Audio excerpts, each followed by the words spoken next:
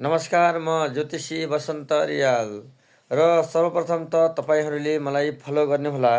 म लाइभमा पनि आउने गर्छु प्राय 2 बजीबाट बेलुका कति बजीसम्म हुन्छ समय भयो भने म धेरै नै लाइभमा बस्छु र तपाईँहरूका जिज्ञासा ज्योतिषीय जिज्ञासाहरू यदि छन् भने मलाई फलो नगरिकन लिन नमिल्ने भएको हुँदा फलो गर्नुहोला र विशेष समय लिनुहुन्छ भने पनि मेरो प्रोफाइलमा मेरो नम्बर रहेको छ र व्हाट्सएपमा या भाइबरमा र फोन गरेर नै तपाईँहरूले चाहिँ मलाई कन्ट्याक्ट गर्न सक्नुहुनेछ र म तपाईँहरूको परिवारकै चिना हेरिदिउँला र यदि आवश्यक पर्यो भने त्यसो गर्न पनि फोन गर्न पनि सक्नुहुनेछ। र मैले अहिले कार्तिक महिनाको लागि तुला राशिको भविष्य तुला राशिको व्यक्तिहरूका लागि के कस्तो छ समय भनेर अध्ययन चाहिँ गरेको छु र तुला राशिका व्यक्तिहरूको लागि लग्नमा शुक्र र सूर्य बसेका छन्। सूर्य नीच राशिमा छ भने शुक्र मालव्य योग बनाएर 15 गतेबाट मालव्य योग बनाएर बसेका छन् र सूर्यले आफूले सोचेका कामहरू पुरा हुने र आफूले सोचेका कामहरू पूर्ण गराउने र गाडी हरेक कुराहरू चाहिँ जग्गाहरू किन्न सक्ने पनि रहेको छ र आफूले भनेका कामहरू पुरा हुनेछन् भने दोस्रो भावको मङ्गल बसेको छ।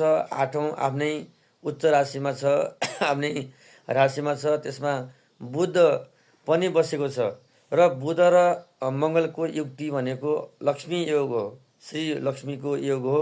तर मङ्गलले राहुको चौथो दृष्टि पञ्चम भावमा परेको हुँदा हल्का प्रेम भावमा समस्या पर्ने, सन्तानहरूमा अलिकति समस्याहरू आउने र पढाइमा अलिकति चाहिँ केही न केही बाधाहरू चाहिँ पुर्याउने र जति कमाएको छ त्यति नै खर्च हुने बेला चाहिँ अहिले तुला राशिको लागि आएको छ। एकदमै केयर गर्नुहोला।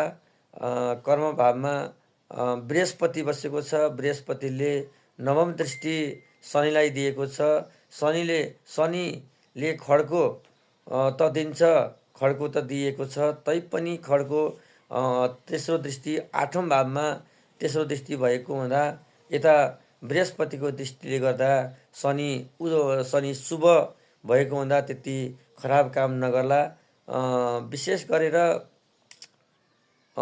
सम्झनु पर्ने कुरा के छ भने बोलीको बाणीको मङ्गल दोस्रो भावको मङ्गलले राहुलाई दृष्टि दिएको हुँदा राहुको जप गर्नुहोला र मङ्गलको जप गर्नुहोला।